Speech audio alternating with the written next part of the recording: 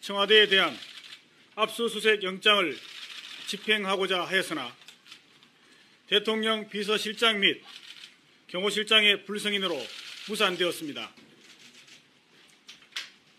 이후 특검은 황교안 대통령 권한대행에게 협조를 구한 한편 법원의 영장 집행의 정당성에 대한 판단을 구하였으나 각하 결정을 받은 바 있습니다. 수사기간 만료가 임박한 현 시점에서 특검으로서는 청와대가 제시한 임의 제출 방식을 검토하였으나 실효성이 없다고 판단되어 현행법 해석상 청와대 압수수색은 최종적으로 불가하다는 판단을 하였고 영장 만료 기간인 내일 압수수색 영장을 반환할 예정입니다. 특검은 법원에서 적법하게 발부된 영장을 집행하지 못한 점에 대하여 매우 유감스럽고 아쉽게 생각하며 향후 이와 같은 사태가 재발되지 않도록 법원에서 제시한 바와 같이 입법적 해결 방안을 강력히 촉구하는 바입니다.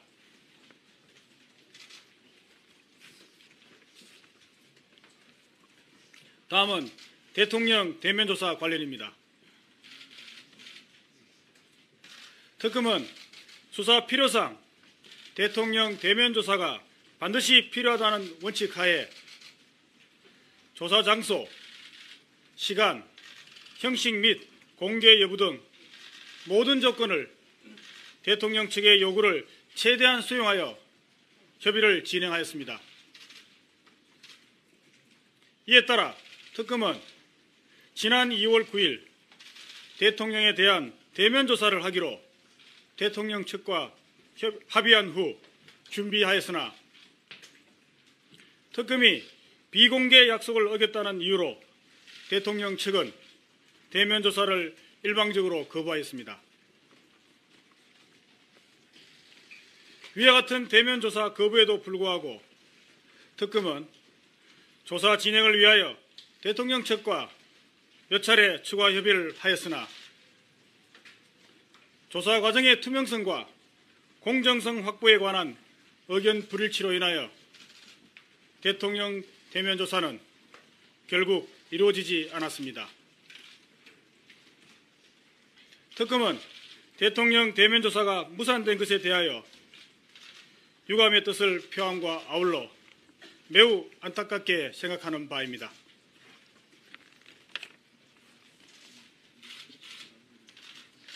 예, 발표 마치고 질문 받겠습니다.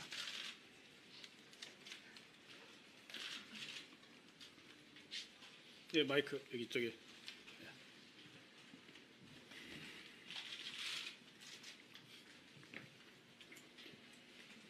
한국일보 손윤성입니다. 대통령 대면 조사 관련해서 최종적으로 결정이 난 시점에 어떠한 협의 과정에서의 망항이나 좀 사정들이 있었는지 그때 특검부께서 확정이 되면은 이제 말씀하시겠다고 했는데 조금 전에 이제 좀 막연하게나마 말씀하셨지만 어떤 사정인지 좀 더 구체적으로 말씀해 주시길 바랍니다. 예,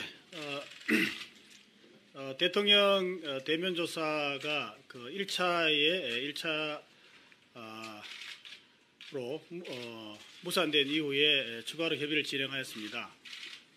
말씀드린 바와 같이 처음에 진행될 대면 조사에 가서는 특검이 모든 조건을 양보하였습니다마는 1차가 무산된 이후에는 그 상호 신뢰가 무너진 상황이라서 서로 간의 주장의 차이가 좀 있었습니다.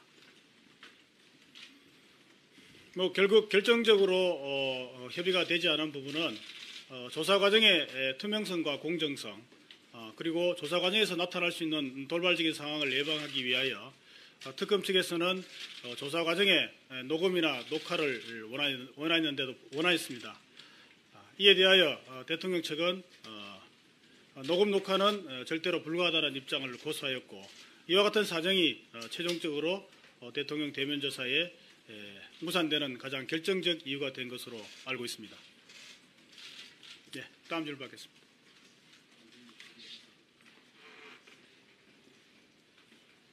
네, 말씀해 주십시오. 네, 저 미디어 오늘의 성가영 기자인데요. 그 우병우 전 수석 관련해서 그 영장에 기재된 혐의로 불구속 기소하는 게 아니라 전체를 다 검찰에 수사하게 하겠다는 보도가 났는데 그에 대한 확인과 그 결정에 대한 특검의 판단 이유를 묻겠습니다. 예, 그 우병우 전 민정수석에 대하여서 그동안 검토를 해왔습니다. 오늘 최종적으로 수사기한 연장이 불성이 되었기 때문에 특검에서 선택할 수 있는 방법은 두 가지로 보여집니다. 첫 번째는 특검에서 현재 조사하고 영장 청구한 피의사실을 기준으로 하여 불구속 기소하는 방안과 모든 지금까지 그 수사한 상황을 전체적으로 종합하여 검찰로 이첩하는 방안 두 가지가 아마 고려 대상인 것으로 알고 있습니다. 현재 아직까지 최종적으로 결정된 상황은 아니지만 두 가지 방안에 있어서 그 장단점을 특검에서는 고려하고 있습니다. 현재로서는 특검에서 수사했을 경우에 수사 대상의 제한과 그리고 지금 기소할 경우에는 다른 개인적인 비리에 대해서 조사가 되지 못한다는 그런 염려 때문에 현재로서는 모든 상황을 종합하여 검찰로 이첩하는 방안에 약간 무게가 실리고 있는 상황입니다. 최종적인 결정은 내일 할 예정입니다. 네, 말씀해 주십시오. IK 이종원입니다. 그 2월 9일날 한 차례 대면 조사가 이제 상사 직전까지 갔었기 때문에 좀 그 당시에는 특검에서 그 녹음이나 녹화를 요구를 하지 않으셨던 건지 그리고 그 이후에 그럼 왜 추가적으로 그 부분을 요청하셨던 건지 좀 배경 설명이 있어야 될 것 같은데요. 예. 말씀드린 바와 같이 그 최초의 그 1차 협의 과정에서는 그 녹음 녹화를 하지 않기로 그렇게 저희들이 그 대통령 측의 요구를 수용하였습니다. 그런데 그 이후에 잘 아시다시피 그 비공개 위반을 이유로 대통령 대면 조사가 무산되었습니다. 비공개 의무 위반을 누가 했냐에 대해서 책임 소재에 대해서 사실은 그때도 말씀이 있었습니다만은 그런 부분이 문제가 되어서 무산된 이후에는 저희들 입장에서는 어떠한 향후 대면 조사 과정에서 어떠한 일이 생길지도 모른다는 그런 부분들도 충분히 고려되었습니다. 이에 따라서 지난번 말씀드린 바와 같이 그 대통령 대면 조사는 그때부터 원론적인 입장에서 처음부터 다시 검토가 되었고 그런 과정 속에서 대통령 대면 조사 과정에서 혹시나 일어날 수 있는 그런 부분들 때문에 특검에서는 녹음이나 녹화를 요구했던 것입니다. 그런 상황에서 그 부분에 대한 상호 의견이 일치하지 못해서 아마 결과적으로 대통령 대면 조사가 이루어지지 않은 것으로 알고 있습니다. 네, 헤럴스팀의 김기성 기자입니다. 먼저 청와대 압수수색 무산 관련해서 재발 방지를 위해 입법상 고려해야 하는 게 있다면은 무엇이 제일 아쉬웠는지 조금만 더 구체적으로 말씀 부탁드리고요. 그리고 삼성 이재용 부회장을 제외한 나머지 임원진들의 신병 처리가 지금쯤은 다 결정이 됐을 것 같은데 어떻게 되었는지 그것도 같이 말씀 부탁드립니다. 예. 청와대 압수수색에 관해서는 현행법상 현행 형사소송법 제 110조, 111조 단서에 의해서 청와대의 경우에 압수수색을 불승인한 경우에는 진행할 방법이 없습니다. 따라서 이와 같은 경우를 대비해서 구체적으로 이런 경우에도 어떤 경우에 승인할 수 있는지 또는 불승인할 수 있는지에 대해서 구체적인 절차를 마련하고 전국적으로 전혀 압수수색할 수 없는 이런 형태로는 지금 현재 상태로 그대로 둔다면 방법이 없기 때문에 어떠한 경우에 구체적으로 거부할 수 있고 어떠한 경우는 허용되어야 한다는 그런 세부적인 지침이 입법적으로 마련되는 것이 좋다는 판단입니다. 두 번째로 삼성 관계자들에 대한 일괄 기소 여부에 대해서는 현재 관련된 입건된 피의자들에 대해서는 아마 대부분 기소될 것으로 보여지지만은 최종적으로는 내일 기소할 때 아마 모두 다 결정될 것으로 알고 있습니다. 그 첫 번째 대면 조사 협의가 됐을 때 그 청와대 쪽에서 원했던 장소 거기에서 조사를 하시기로 했었던 건지, 그리고 뭐 조사 시간 요구 이런 것도 있었던 걸로 전해졌는데 그런 것도 수용을 하시기로 했었던 건지, 그리고 삼성 나머지 피의자들에 대해서는 애초에는 뭐 경제 사정 고려했을 때 뭐 기소 안 할 수도 있다 이렇게 방침을 세우셨잖아요. 그 이후에 바뀌신 거는 어떤 배경인지. 예, 그 대통령 대면 조사의 경우에는 그 가장 기본적인 원칙은 반드시 필요하다는 것이었고, 두 번째 원칙은 대면 조사를 할 경우에는 반드시 실효성 있는 대면 조사가 이루어져야 한다는 것이 특검의 판단이었습니다. 이 두 가지 기준에 따라서 저희들은 지금까지 협의를 진행하여 왔습니다. 말씀드린 바와 같이 그 두 가지만 보장이 된다면은 당연히 조사 장소라든지 방식, 시기 이런 것이 다 저희들은 양보할 수 있다는 입장이었습니다. 말씀하신 것처럼 질문한 것이 조사 장소 부분이라면 조사 장소는 청와대 경내에서 하기로 1차, 2차 모두 그렇게 합의가 된 상황이었습니다. 두 번째로 삼성 관계자에 대해서는 말씀하신 경제적인 이런 상황들을 모두 고려해서 종합적으로 고려해서 내일 기소할 때 모두 처리할 예정입니다. 권혜준 국장입니다. 대면 조사의 대통령 신분인 얘기가 없었는지가 궁금합니다. 예, 대통령 대면 조사에 있어서 그 신분에 있어서는 최초에 그 협의할 당시에는 비록 그 특검에서는 뭐 피의자로 판단하고 있었지만은 상대 측에서 대통령 측에서 그 진술 조서 형식을 원했기 때문에 진술 조서 형식을 취하기로 합의가 됐었습니다. 이 부분에 대해서는 뭐 2차 그 이후에 합의할 때에도 특별한 이견은 없었습니다. 그런데 참고 진술 조사를 받게 되면 그 실효성이 없는 거 아니에요? 예, 진술 조서 형식을 취하더라도 조서의 그 진행 작성 방식에 따라서 충분히 다 그 목적을 달성할 수 있기 때문에 큰 문제는 없다고 판단하였습니다. 또 질문 몇 개만 더. 말씀하십시오. 특검법에 보면 그 수사기간 만료일로부터 3일 이내라고 되어 있기 때문에 그러면 3월 2일까지는 인계를 하셔야 되는 건지 궁금하고요. 그리고 오늘 황교안 대행께서 불승인 사유로 이제 그 특검 수사가 조기 대선이 이루어질 때는 조기 대선에 영향을 미칠 수 있다 이렇게 말씀을 발표 입장을 냈는데, 이건 어떻게 보면 특검 수사가 약간 편파적이다라고 해석될 수도 있는 부분이라서요. 여기에 대한 특검의 입장은 궁금합니다.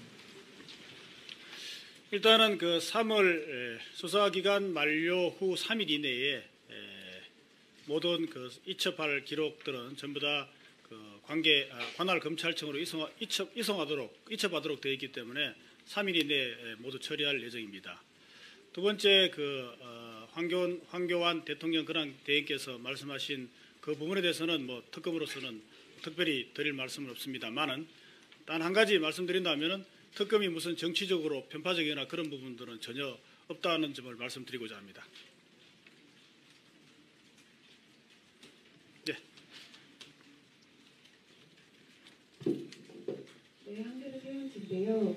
그러면 박 대통령과 대면 조사가 최종 결렬된 날짜가 언젠지라고 보면 되는지와요. 두 번째로는 법무부와 파견 검사를 몇 명 정도 남길 것인지 합의가 되는지 궁금합니다. 예, 최종적으로 그 대면 조사 관련해서 그 상관의 그 서신이 오고 간 시점은 지난 주말 정도였습니다. 지난 주 후반이었습니다. 날짜는 뭐 지금 말씀드리기가 그런데 하여튼 주 후반이었다고 말씀드릴 수 있고요. 그다음에 그 법무부 측과 그 협의하는 그 부분에 대해서는 아직 구체적으로 파견 검사의 숫자라든지 그런 부분에 대해서는 아직 확정되지 않았습니다.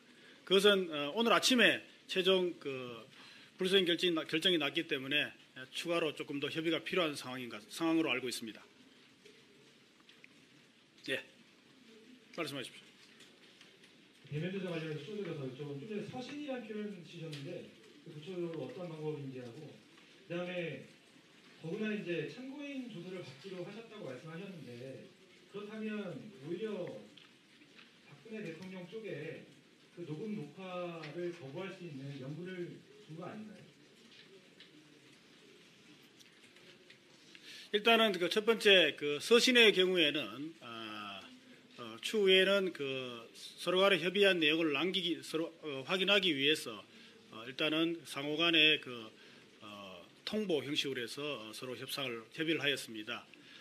두 번째 부분에 대해서는 진술조서 관련을 하게 되면은 말씀드린 바와 같이 진술조서의 경우에는 녹음 녹화가 참고인의 동의하에 실시할 수 있다 이런 점에서 빌미를 줄 여지는 있습니다만은 저희들이 주장하는 것은 서로 간의 상황을 판단하는 것이 다르기 때문에 그러한 상황에서는 저희들은 어쨌든 참고인이든 피의자든 조서가 진술조서든 피의자 신문조서든 간에 조사 과정의 투명성과 공정성을 서로 확인하기 위해서는 반드시 녹음 녹화가 필요하다는 입장을 견지하였기 때문에 그러한 점은 그렇게 제가 말씀드린 상황대로 판단하시면 될 것 같습니다.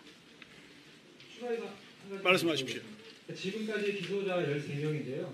추가 기소를 포함해서 내일 일괄 기소가 대략 10여 명 아니면 15명 내외 이 정도 밝혀 주실 수 있는지 하고 그다음에 수사 결과 발표를 다음 달 초라고 이제 앞서 말씀하셨는데 대략적으로 이번 주 안에 한다고 보면 되는지 아니면 다음 주로 넘어갈 가능성도 있는지 말씀드리겠습니다. 네, 내일 추가 기소될 사람은 아마 10명에서 15명 내외 정도가 될 것으로 보여집니다. 그리고 수사 결과 발표는 이번 주 내에 가능하면은 3월 2일 정도에 준비가 되면은 할 생각이고요. 그렇지 않으면 3월 2일 또는 3월 3일 정도에 해서 이번 주 내에 아마 최종 수사 결과 발표를 할 예정입니다. 네, 말씀하십시오. 네, 오마이뉴스 김동환 기자입니다. 황교안 권한대행이 특검 수사기한 연장 거부를 한 데 대해서 법조계에서는 좀 이례적이다 이런 평가가 나오고 있는데요. 수사기간 연장 거부를 이미 했기 때문에 권한대행이 공소 유지에 협조하겠느냐 이런 우려도 좀 있는 것으로 나오고 있습니다. 법무부하고 지금 공소 유지 협의를 진행 중이라고 하셨는데 만약에 안 될 경우에 특검에서 생각하고 있는 대안 같은 것이 있는지. 예. 파견 검사들의 이제 잔류 여부가 지난번 말씀드린 것처럼 특검법에 따라서 기소된 피고인들에 대한 공소유지의 필수적인 것은 아마 누차 강조를 드렸습니다. 현행 특검법을 검토를 해봐도 파견 검사의 경우에는 당연히 파견을 요구할 수가 있고 잔류할 수 있는 것으로 그렇게 알고 있습니다. 그렇기 때문에 그렇기 때문에 특검 입장에서는 파견 검사의 문제는 법무부하고 원만하게 잘 협의가 될 것으로 예상하고 있습니다. 만일 협의가 되지 않는다 그러면 특검으로서는 공소유지가 거의 사실상 불가능할 수가 있습니다. 예를 들면 삼성 사건의 경우에는 특별수사관들은 잔류를 하더라도 법정에서 발언할 수가 없습니다. 유일하게 발언할 수 있는 사람은 특별검사보만 할 수 있습니다. 그렇다면 특별검사보 혼자 상대방 삼성행 측의 수십 명의 변호사와 상대를 해야 할 그런 경우 극단적인 경우도 예상할 수가 있습니다. 이런 상황이기 때문에 아마도 관련 기관, 법무부나 이런 데서는 특검법의 같은 관련 규정과 이러한 상황을 고려한다면은 파견 검사의 잔류를 아마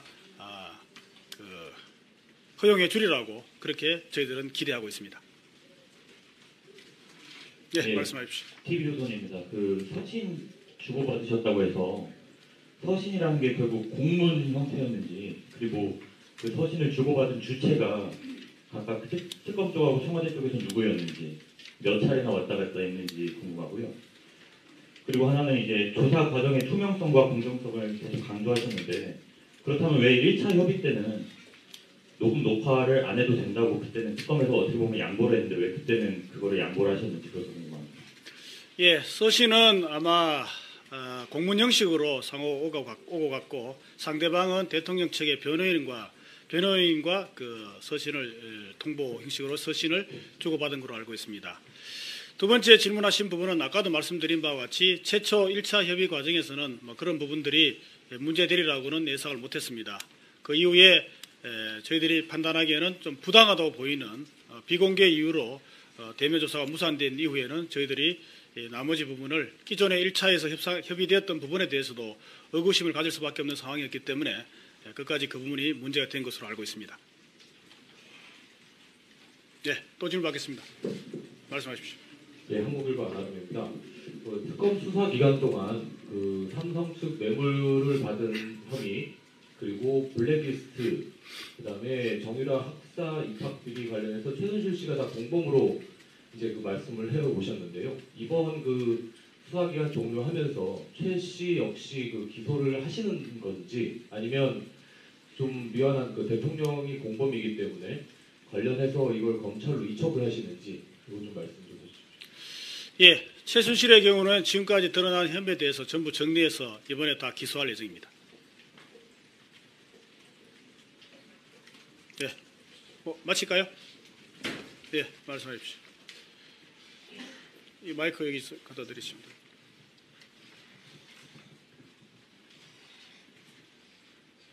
네, 서울신문 최지숙입니다. 대통령 측에서는 그동안 계속 이제 공개 여부 관련해서 좀 민감한 반응을 보였는데 이 부분도 이번에 이제 그 무산된 것과 관련해서 좀 중요한 이유였는지 그리고 이제 공개를 해서는 안 되는 이유가 뭐라고 그쪽에서는 얘기를 했었는지 궁금합니다. 공개 여부는 그 최종 합의에 있어서 아주 결정적인 요인은 되지 않았습니다. 공개 여부에 대해서는 상호간의 의견이 많이 좁혀졌었고 그 부분은 결정적인 무산의 이유는 아니었던 것으로 알고 있습니다. 그리고 상대방 측에서 공개를 꺼렸던 이유는 물론 청와대 경내에서 저희들은 공개 합의로 인해서 기자단들이나 이런 부분들하고는 큰 문제가 없었으로 보였는데 어떤 그 미리 조사가 공개됨으로 인해 가지고 저희들이 판단하기에는 특별한 사정이 없음에도 불구하고 상대방 측에서는 그 조사 전 공개는 원치 않았던 것으로 알고 있습니다. 예, 말씀하십시오. JTBC 이필준입니다. 이영선 행정관은 오늘 만약 구속이 되면 내일 기소할 예정이신가요?